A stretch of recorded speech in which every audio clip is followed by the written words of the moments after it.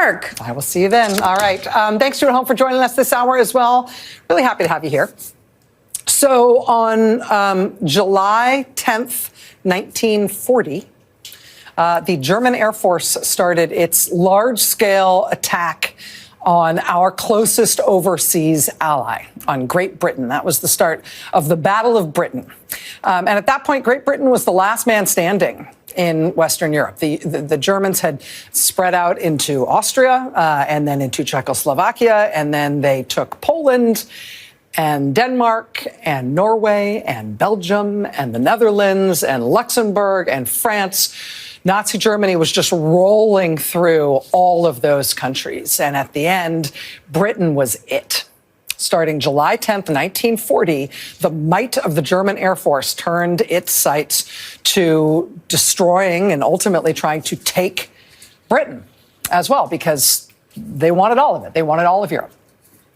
And at that point, the United States had to decide what we were going to do. Here was not just our closest overseas ally, but here was the last country standing in the way of total Nazi domination of all of Europe, which is what Hitler seemed to want to use, not only for its own ends, but he seemed to want to use that as the cornerstone of a global Third Reich, Nazi world domination. And here's little Great Britain standing as the last thing between them and control of that continent. So what were we going to do? What President Roosevelt wanted to do was help our ally, help Great Britain stand up to the Nazis, help them hold the line. FDR expended a huge amount of political capital to do that, and also just capital, money, to send Britain as much support as he could manage, short of us getting into the war ourselves in 1940. That's what FDR did. That is what we remember the United States doing as a country. But at the time, it definitely wasn't like a consensus decision. That is definitely what President Roosevelt wanted to do, but lots of other people in the country did not want to do that at all. Remember that date, July 10th. That's when the German Air Force started attacking the British mainland, July 10th. Exactly 1 month later, on August 10th, 1940, a sitting U.S. senator gave a national speech on the radio in which he demanded that England should say thank you to us. They should be way more grateful. They should show us some respect. Frankly, all our allies should, for all that we've done for them. And it was time, frankly, for them to start paying us back. That senator's name was Ernest Lundeen. He was a senator from Minnesota. And in Congress, he had formed something called the Make Europe Pay War Debts Committee, which said that we shouldn't be helping our so-called allies in Europe at all, because frankly, those allies, especially England, they owed us. They owed us money from the First World War, money they hadn't been able to pay back yet. We should focus now on making them pay us back rather than us giving them any more help. I mean, who cares that they're being invaded and attacked by the huge Nazi war machine, which has already invaded and taken over the whole rest of Western Europe? Not our problem. We should be collecting right now on what they owe us for helping them already the first time around. In no way should we be giving them any more help. Ernest Lundeen was actually so into the idea of the Make Europe Pay War Debts Committee that he formed a second committee with a similar name that focused specifically on how they should pay their debts to us.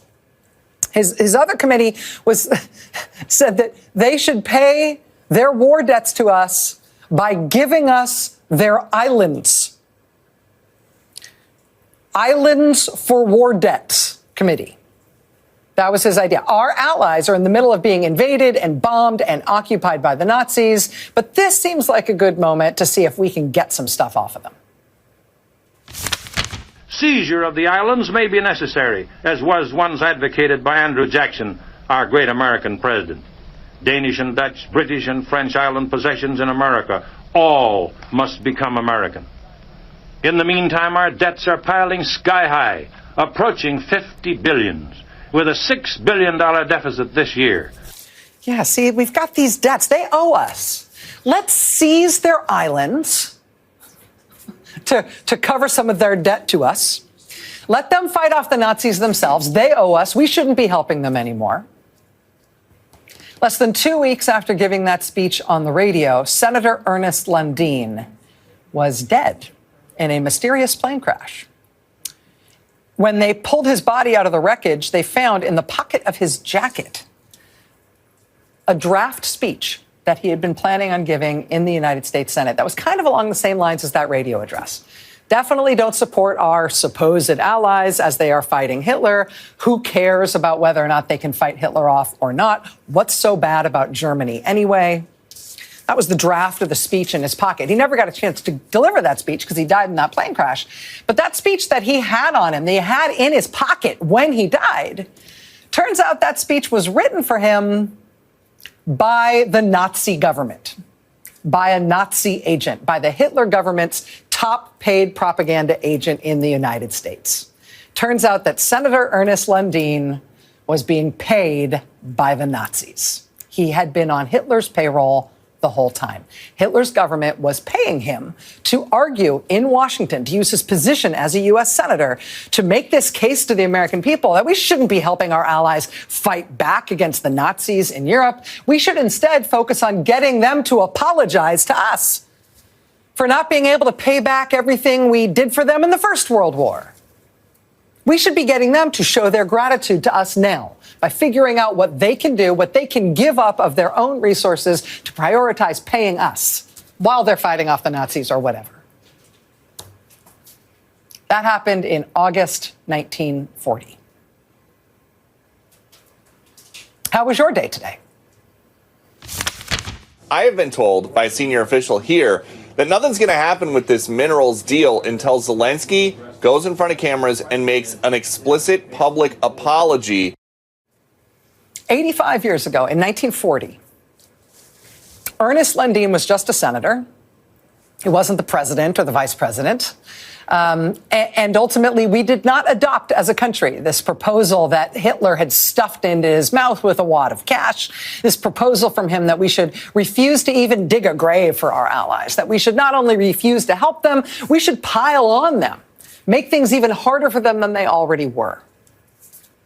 We did not go along with that. Ernest Lundin died in that plane crash. Not long thereafter, he was exposed as a paid Nazi agent. And then he quickly was forgotten. We didn't choose his course 85 years ago. We chose to go with what President Roosevelt wanted to do. We chose a very different course. And in so doing, the United States not only stood up for our allies and stood against the Nazis, the United States became the leader of the free world. And now it is 85 years later. It's 2025. We're 6 weeks into Donald Trump's second term as president.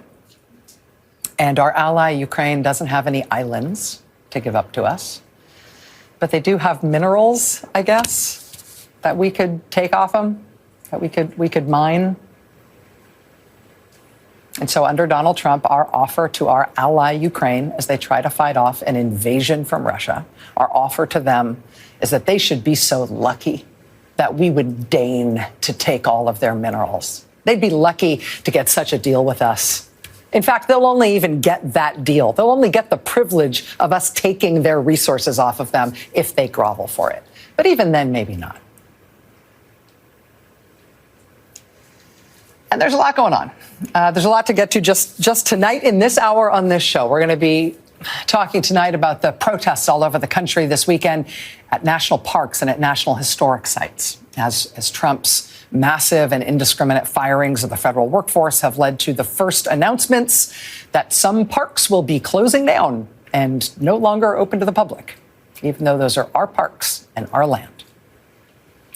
As rare winter wildfires race through North Carolina and South Carolina and Georgia tonight, forcing a state of emergency in South Carolina, forcing evacuations from multiple parts of those states.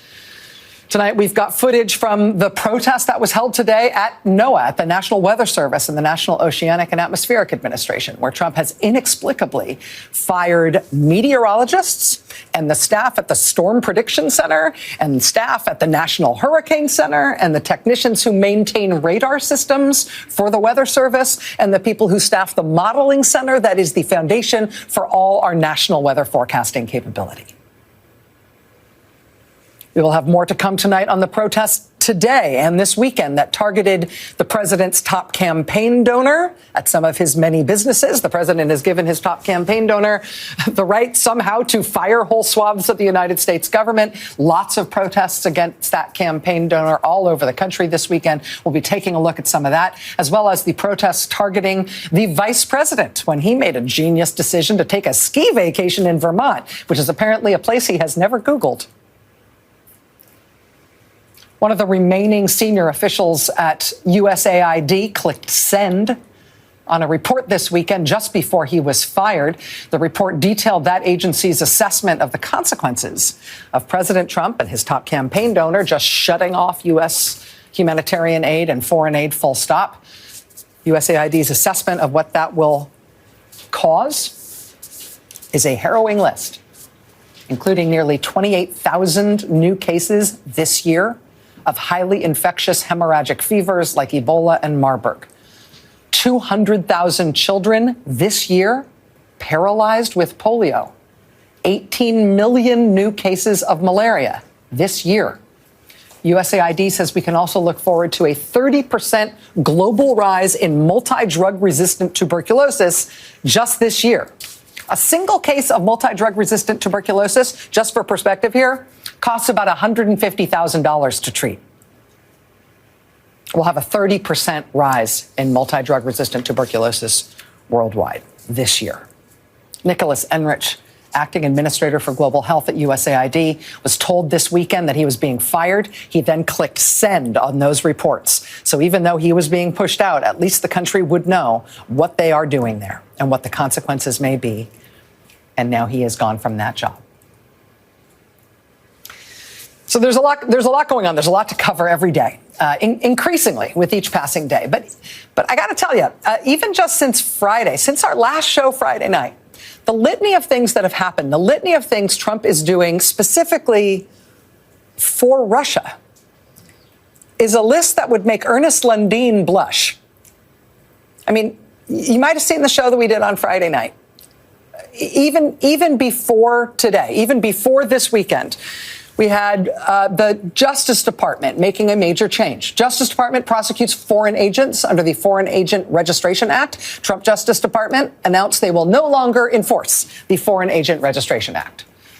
The FBI and the Cybersecurity Division at the Department of Homeland Security, they both have election security units that monitor and combat foreign influence operations specifically targeting our elections. Under Trump, that FBI task force and that part of CISA, the cybersecurity agency, have both been shut down.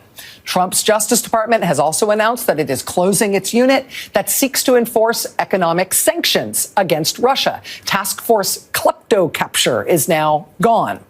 Russia kicked USAID out of Russia in 2012. Vladimir Putin has sought since then to demonize USAID and to try to get USAID kicked out of as many other countries as he can. Well, Trump decided that USAID would be the first agency he and Elon Musk would target to fully shut down. Last week, Trump specifically shut down the American project that helps Ukraine keep up its electrical grid. Keep its electrical grid up and running as Russia has bombed it and attacked it over and over and over again during this war, specifically to try to freeze the civilian population to death in order to force Ukraine to surrender.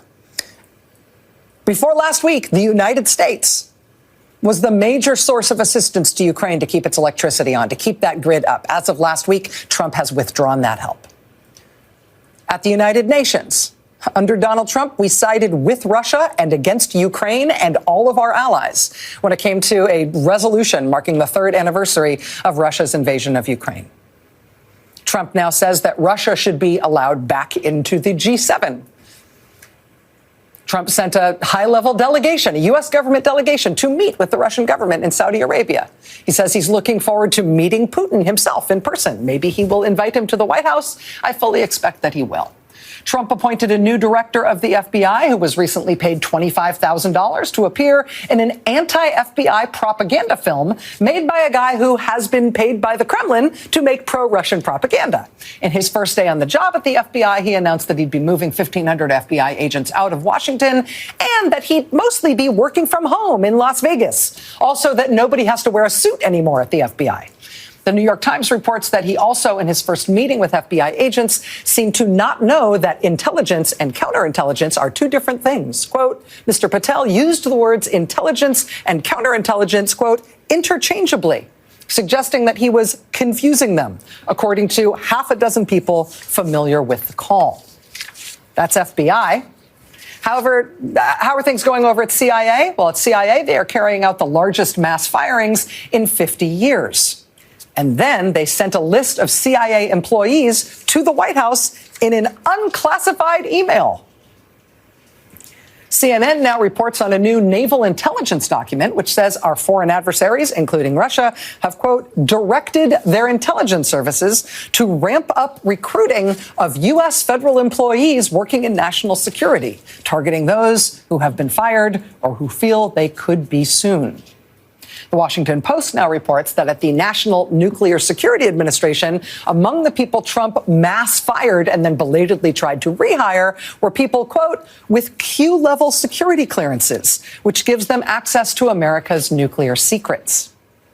Nuclear nonproliferation experts in Washington warned of the risks of firing such workers who have knowledge that is highly valuable to rogue states and terrorist groups. One senior Trump advisor has now publicly suggested that the U.S. should break up the so-called Five Eyes intelligence sharing arrangement that we have with our closest allies, including Great Britain, Canada, Australia, and New Zealand.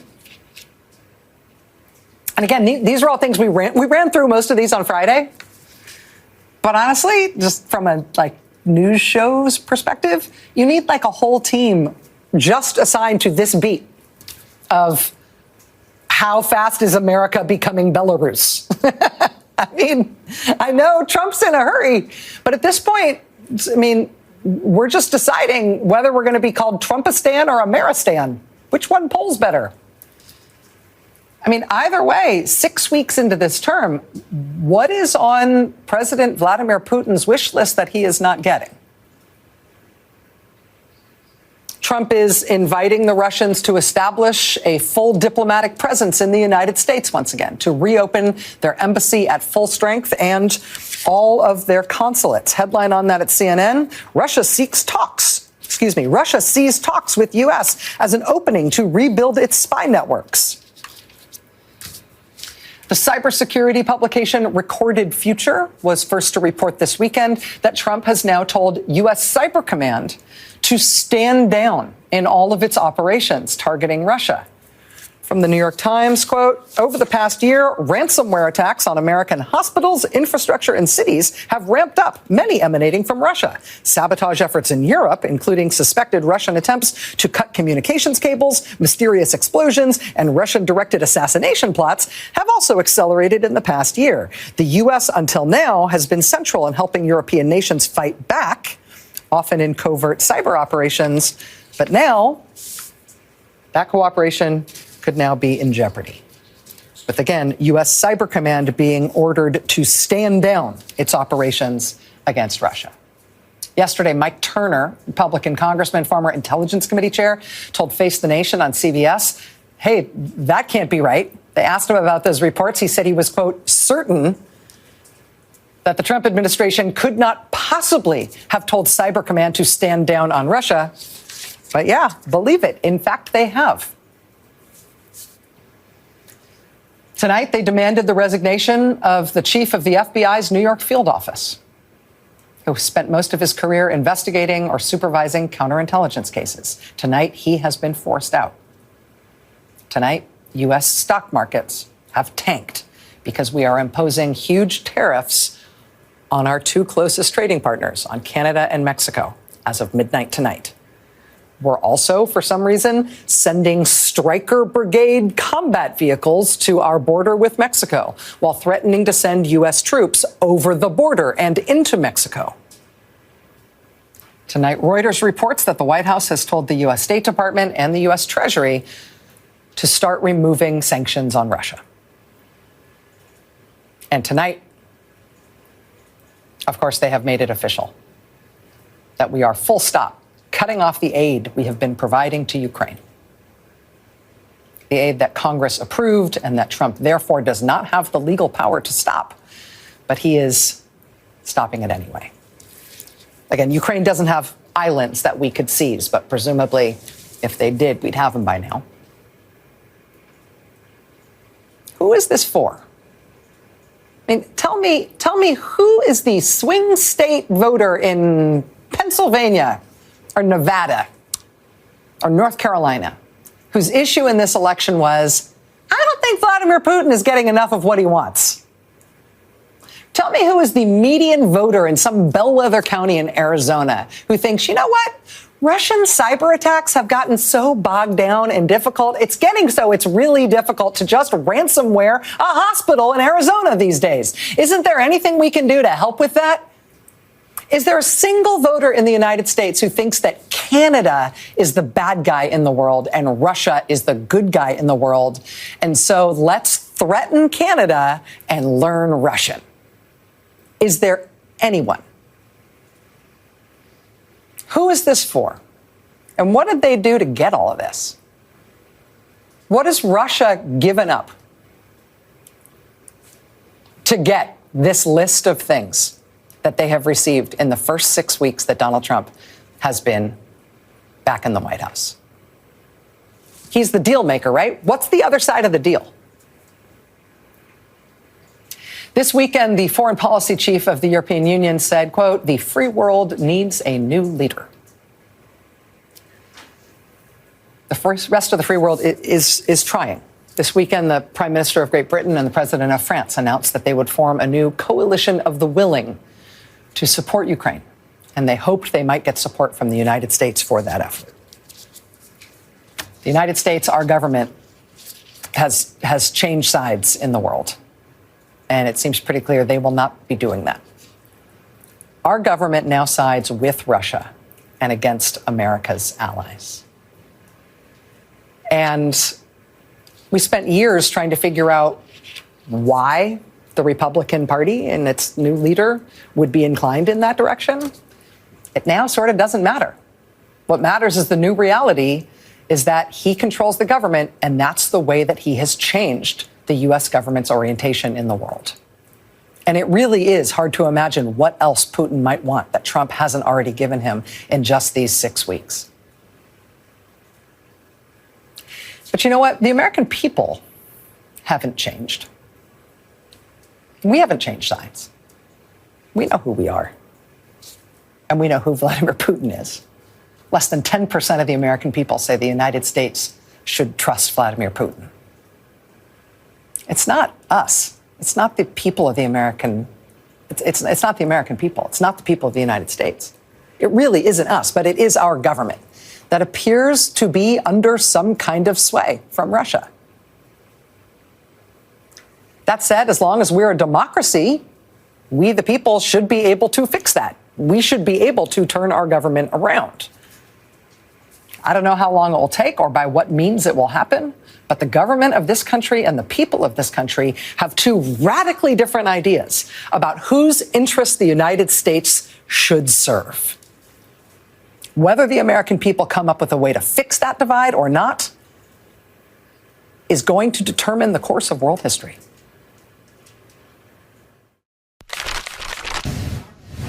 NOAA is 12,000 experts here to help.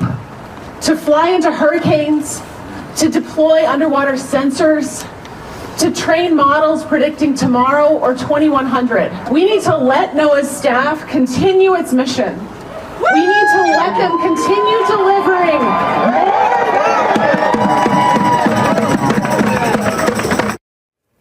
That was Dr. Sarah Cooley. Until recently, she was a scientist at NOAA, the National Oceanic and Atmospheric Administration, which is the part of the federal government that does, little things that anybody can do. Tracking hurricanes and tornadoes and tsunamis, stuff you can do at home.